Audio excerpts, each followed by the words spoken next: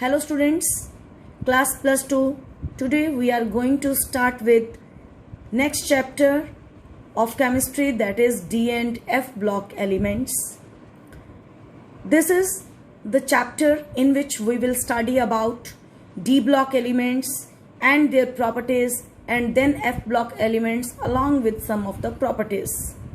Main objective of the chapter is to see the trends between the physical and chemical properties in case of series of D block elements, and similarly two series of F block elements, that is 4F and 5F. Now we are just starting with introductory part and physical properties of D and F block elements. This is main objective of our today's video. First of all, what is a transition element? तो students transition elements क्या होते हैं? D block elements का नाम होता है transition elements. Why? Because these elements जो D block के एलिमेंट्स हैं, they lie in between S and P block elements. जो एस और पी के बीच में रहते हैं उनको हम ट्रांजिशन एलिमेंट्स के नाम से जानते हैं. और इनको डी ब्लॉक के एलिमेंट्स क्यों बोला जाता है? Because last electron enters in D subshell. क्योंकि उनका जो लास्ट डी वाला है वो इनकम्प्लीट शेल है. जैसे कि फर्स्ट ट्रांजिशन सीरीज, उसका last incomplete shell is 3D. Second transition series, उसका last incomplete shell is 4D, and so on. Last electron enters in penultimate shell. We have studied in +1 also. Outermost shell is ये जो NS है, this is outermost shell, और इसे हम ultimate shell के नाम से भी जानते हैं. और उसके बिल्कुल अंदर वाला that is called penultimate shell. Now if we classify D block elements, 4 series होती हैं बच्चों. तो स्टूडेंट्स वो 4 सीरीज कौन कौन सी हैं? 3D series, 4D series, 5D series, 6D series. First series start from 21 scandium से लेके जिंक तक होती है. Zinc atomic number 30. Total 10 elements are there. हर सीरीज में 10 एलिमेंट ही होते हैं. Why only 10 elements? Because D में 5 ऑर्बिटल्स होते हैं, और 5 ऑर्बिटल्स में मैक्सिमम हर एक ऑर्बिटल में 2 इलेक्ट्रॉन फिल कर सकते हैं. तो डी में टोटल हम 10 इलेक्ट्रॉन्स फिल कर सकते हैं. So only 10 elements are placed in each series. Second transition series start from yttrium and ends with cadmium. Atomic number of yttrium is 39, whereas that of cadmium is 48. Third transition series, उसका first element is lanthanum with 57 atomic number. Second element is hafnium with atomic number 72, and it goes up to mercury with atomic number 80. Then next है हमारे पास fourth transition series, जिसका first element है actinium with atomic number 89.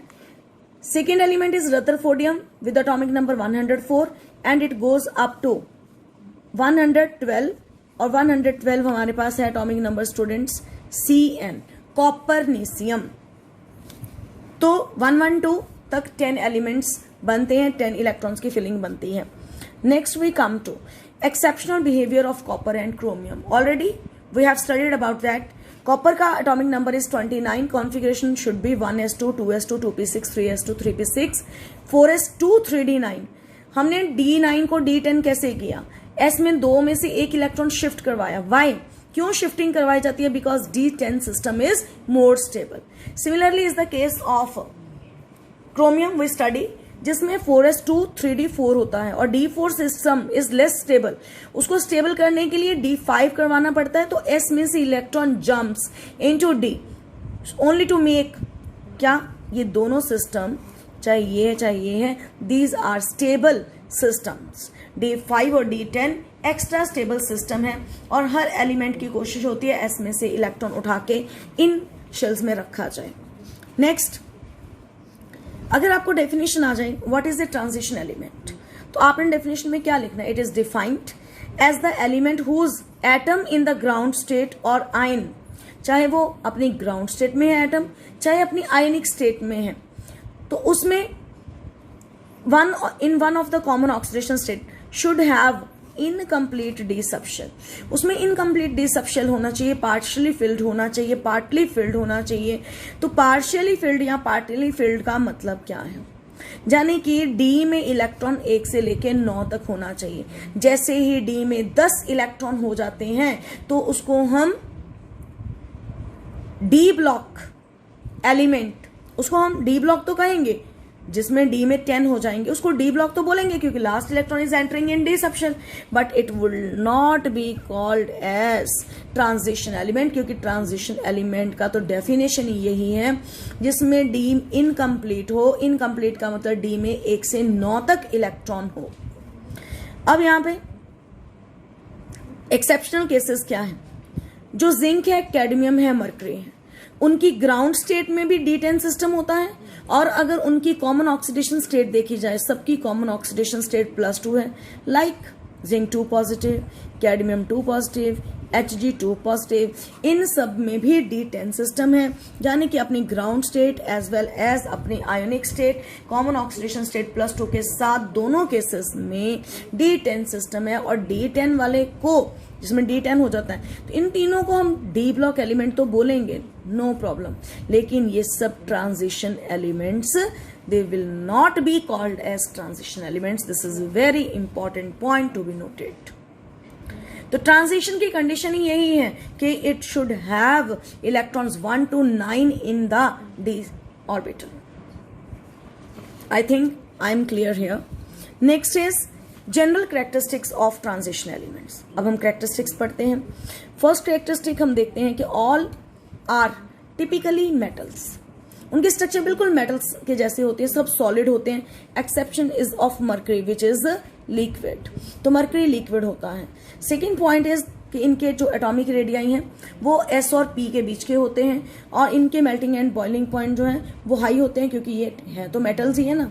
इनकी enthalpy of vaporization, enthalpy of A stands for atomization, and enthalpy of hydration, सब क्या होते हैं, that is high. और हाई होने का रीजन एक ही है, typical metallic structure and they are hard. तो हार्डनेस का कभी भी क्वेश्चन आ जाए, उसके रिजल्ट्स क्या क्या हो सकते हैं, melting and boiling point high है, high value of enthalpy of vaporisation, high value of enthalpy of atomisation, and high hydration energy. इनका जो फर्स्ट आयनाइजेशन एनर्जी है it is higher than S block elements, लेकिन P से कम होगा, क्योंकि ये mid में लाई कर रहे हैं S और P के, इसलिए फर्स्ट आयनाइजेशन एनर्जी इनका ज्यादा है एज कंपेयर टू S, लेकिन जो P के कंपैरिजन किया जाए तो उनसे कम है। Then they are electropositive in nature, मतलब सबके आयंस पॉजिटिव आयंस होते हैं। लाइक आपको अभी एग्जाम्पल बताई, जिंक है, कॉपर है, सब पॉजिटिवली चार्ज स्पीशीज बनाते हैं और इलेक्ट्रॉन लूज करवाने के बाद, तो इसीलिए इनको हम क्या बोलते हैं, electropositive. Next point is very important, सबका वेरिएबल ऑक्सीडेशन स्टेट होता है, मींस कई तरह के ऑक्सीडेशन नंबर शो करते हैं। जैसे कि स्टूडेंट्स एग्जांपल के तौर पे हमने मैंगानीज को देखना है, मैंगानीज को देखिए, मैंगानीज बहुत सारे ऑक्सीडेशन स्टेट्स शो करता है, +2 से लेके +7 तक शो करता है ऑक्सीडेशन स्टेट्स। +2 वाला मैंगानीज भी होता है, +7 वाला भी होता है, +3 जितनी बीच में आई, +3, +4, +5, सब तरह के ऑक्सीडेशन स्टेट वाले होते हैं, इसलिए हम कहते हैं कि they show variable oxidation state. क्यों करते हैं, हमने आगे अभी पढ़ना है इनके reasons. Then they show catalytic properties, उनके अंदर कैटालिस्टिक प्रॉपर्टीज भी होती हैं, जैसे कि हमने जो P ब्लॉक एलिमेंट्स का चैप्टर किया उसके अंदर सल्फर डाइऑक्साइड और ऑक्सीजन को मिलाया, तो वहां पर मैं एग्जांपल जस्ट आपके साथ इसलिए शेयर कर रही हूँ ताकि आपने पढ़ी हुई है, आपको याद भी आ जाएगा। वैनेडियम पेंटाऑक्साइड V2O5, तो वैनेडियम क्या है, एक तो सल्फर ट्राइऑक्साइड बनाया था यहाँ पे, तो वैनेडियम एक डी ब्लॉक एलिमेंट है जो कि कैटलिस्ट के तौर पे इस एग्जाम्पल में यूज हो रहा है। सिमिलरली हेबर प्रोसेस जिसमें आपने अमोनिया बनाई थी उसके अंदर भी आयरन यूज किया जाता है। Iron is again what, it is also D block element. Then जितने कंपाउंड्स ये सारी फैमिली के मेंबर्स बनाते हैं they are paramagnetic in nature, और पैरामैग्नेटिक इसलिए हम बोलते हैं क्योंकि डी में 1 से 9 तक इलेक्ट्रॉन है, यानी कि कम से कम अनपेयर्ड एक तो बचता है ना। नेक्स्ट प्रॉपर्टी, ये सारे एलिमेंट्स कॉम्प्लेक्सेस बनाते हैं। कॉम्प्लेक्सेस बहुत अच्छे तरह के, आपने कोऑर्डिनेशन केमिस्ट्री पूरा चैप्टर किया है, उसमें हमने जितने कॉम्प्लेक्सेस पढ़े थे वो सब डी ब्लॉक के एलिमेंट्स ही बनाते हैं। और क्यों कॉम्प्लेक्सेस बनाते हैं हमने वहां पे भी रीजन पढ़ा था, क्योंकि इनमें अल्टीमेट शेल और पेनल्टीमेट शेल दोनों में फिलिंग होती है, और पेनल्टीमेट शेल के अंदर जो अनपेयर्ड इलेक्ट्रॉन्स होते हैं, जगह खाली होती है, तो उस वजह से वहां पर कॉम्प्लेक्सेस बन सकते हैं, लाइगेंड बॉन्ड्स बना सकते हैं। Then they form alloys. Alloys बहुत अच्छे बनते हैं, जैसे कि आप अपनी 10th क्लास से सुनते आ रहे हो, ब्रास है, ब्रॉन्ज है, वो बहुत अच्छे एलॉयज हैं। एलॉयज का हम यूज, एलॉयज क्या होते हैं? होमोजीनियस मिक्सचर ऑफ या तो दोनों मेटल्स का, या फिर दो से ज्यादा भी हो सकती हैं, लेकिन मेटल होना जरूरी है, या फिर कुछ मेटल और कुछ नॉन मेटल आपस में मिक्स होके, कभी भी दो नॉन मेटल मिलके एलॉय नहीं बनाती हैं। देन वो इंटरस्टिशियल कंपाउंड्स भी बनाते हैं। जितने हमारे पास डी ब्लॉक के एलिमेंट्स होते हैं, उनके बीच बीच में जगह खाली होती है, उन खाली जगह में आके छोटे छोटे element like boron, carbon, hydrogen, nitrogen जैसे एलिमेंट्स रह सकते हैं, और इस वजह से अल्टीमेटली जो बनता है उसे हम बोलते हैं इंटरस्टिशियल कंपाउंड्स। ना हमने ऊपर पढ़ा के जिंक, कैडमियम और मर्करी। जिंक 3D सीरीज का लास्ट element, cadmium 4D transition series का लास्ट element, mercury 3rd transition series का लास्ट एलिमेंट। इनका एक्सेप्शनल बिहेवियर क्यों होता है? वाई? बाकियों से डिफरेंट क्यों होते हैं प्रॉपर्टीज में? हम इनको डी ब्लॉक एलिमेंट तो बोलते हैं, हम इनको ट्रांजिशन एलिमेंट्स नहीं बोलते हैं, और इसी वजह से ये बाकियों से अलग होते हैं प्रॉपर्टीज में, क्योंकि पहला रीजन ही यही है कि D10 सिस्टम है इनमें। देन इनकी आयनाइजेशन एनर्जी हाई है, और क्योंकि सारे इलेक्ट्रॉन पेयर्ड होते हैं, स्टेबल है पूरी तरह से कॉन्फ़िगरेशन, पूरे के पूरे 10 इलेक्ट्रॉन फील्ड है। फिर ये कंपाउंड जो है वो सारे के सारे व्हाइट होते हैं। रीजन, कलर का भी रीजन D10 सिस्टम ही होता है। Then they do not show variable oxidation state, इनमें से कोई भी वेरिएबल ऑक्सीडेशन स्टेट शो नहीं करता। ये सब अपने सिर्फ एक ही ऑक्सीडेशन स्टेट शो करते हैं, और वो भी +2।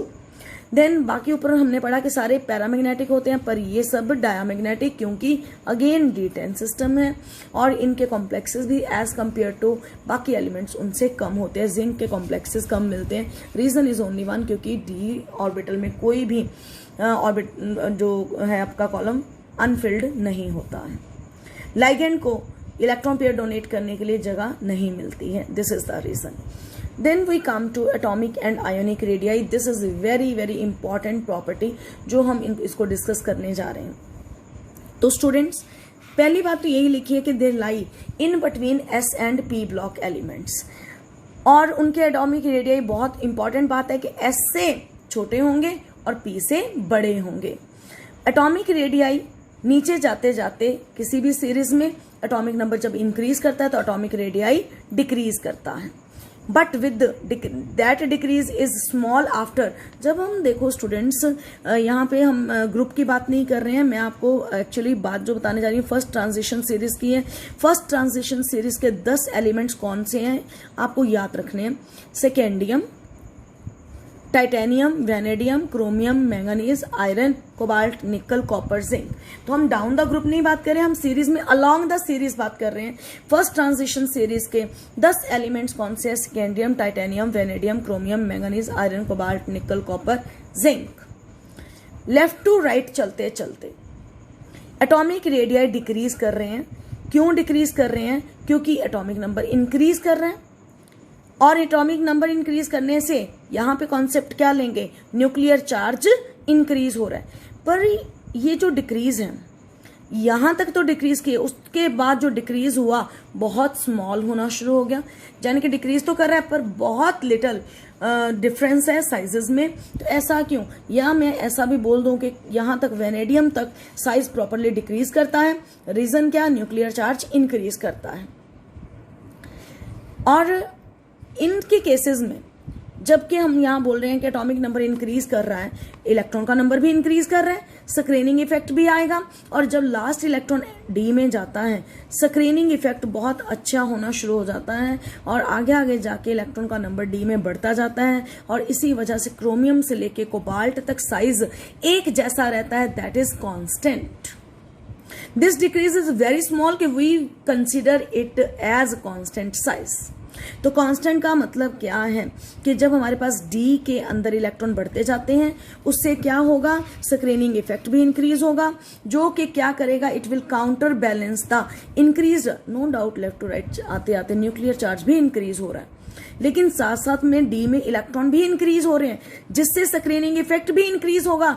दोनों एक दूसरे को अपोज करने की कोशिश करेंगे और क्या होता है कि स्क्रीनिंग इफेक्ट ज्यादा होने की वजह से साइज इंक्रीज करता है और न्यूक्लियर चार्ज ज्यादा होने की वजह से साइज डिक्रीज करता है, और ये दोनों बातें एक दूसरे को अपोज कर देती हैं, काउंटर बैलेंस कर देती हैं, और अल्टीमेटली साइज क्या हो जाता है, कांस्टेंट, क्योंकि ये दोनों फैक्टर स्क्रीनिंग इफेक्ट और न्यूक्लियर चार्ज एक दूसरे को काउंटर बैलेंस कर रहा है।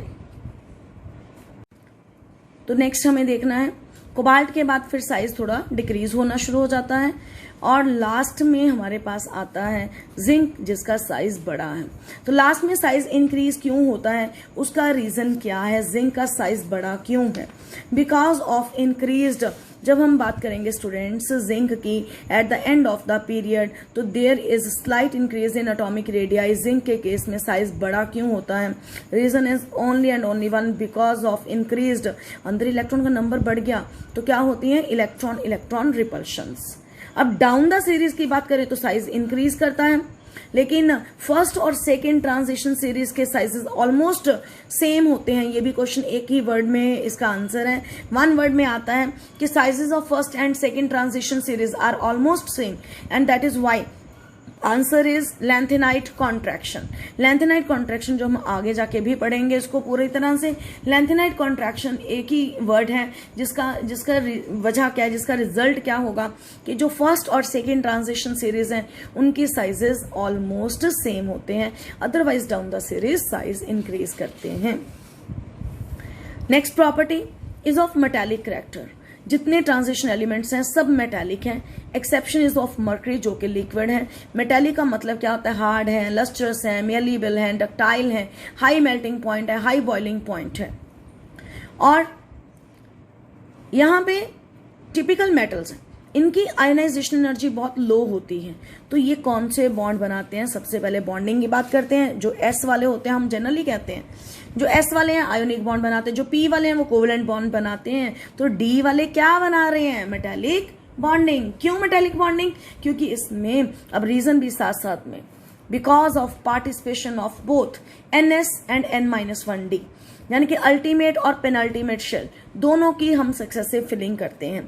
जैसे कि हम बात करते हैं, कोई भी ले लेते हैं, कॉपर ही ले लेते हैं। कॉपर का एटॉमिक नंबर हमारे पास, क्रोमियम ले लीजिए 24 है, 1s2 2s2 2p6 24 atomic number, 3s2 3p6 4s1 3d5। हमने एक ही जगह पे एक ही टाइम पर हम S में भी फिल कर रहे हैं, इलेक्ट्रॉन D में भी फिल कर रहे हैं। This is called successive filling of both ultimate shell and penultimate shell. Ultimate NS, penultimate N-1D। और D में जितने अनपेयर्ड इलेक्ट्रॉन्स का नंबर ज्यादा होगा मेटालिक बॉन्डिंग उतनी ही स्ट्रांग आती है। कई बार आपको दो एलिमेंट्स दिए जाते हैं और पूछा जाता है इनमें से मेटालिक बॉन्डिंग किसकी स्ट्रांग है, आपको उस चीज का आंसर कैसे देना है। तो एक एग्जाम्पल लेके देखते हैं। जैसे कि कभी क्वेश्चन आ जाए कि मैंगानीज में से और आयरन में से किसकी ज्यादा strong metallic bonding, how will you give the answer? सबसे पहले मैंने क्वेश्चन ये डाला, out of iron and manganese which is having more stronger metallic bonding. तो आंसर को कैसे लिखना है? आपने दोनों के एटॉमिक नंबर्स लिखने हैं, दोनों की कॉन्फ़िगरेशन लिखनी है,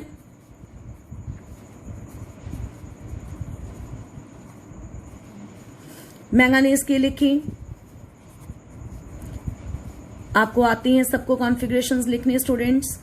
अब डी में, एस तक तो पूरे फील्ड है, डी में फर्क है। इसका डी में कितना है? 6। उसको पहले खोल के आपने ड्रॉ भी करना है, 1 2 3 4 5। Hund's rule of maximum multiply के साथ हम पेयरिंग करने जा रहे हैं। इधर D5 सिस्टम है मैंगानीज में, 1 2 3 4 5 D5। इसमें नंबर ऑफ अनपेयर्ड 4 है, इसमें नंबर ऑफ अनपेयर्ड 5 है, जिसमें जितने ज्यादा unpaired number of electrons, more number of unpaired electrons, stronger is metallic bonding.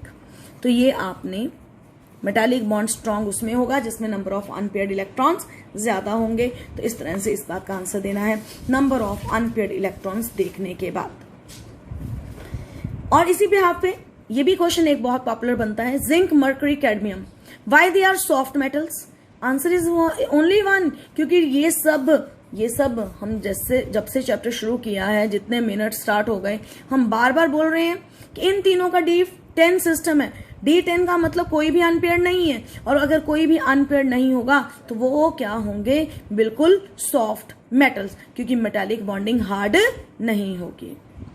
Next melting and boiling point के ऊपर है, वो हाई होंगे। क्यों होंगे? क्योंकि स्ट्रॉन्गर क्या होती है? मेटालिक बॉन्ड, क्योंकि डी में 1 से 9 तक इलेक्ट्रॉन्स होते हैं।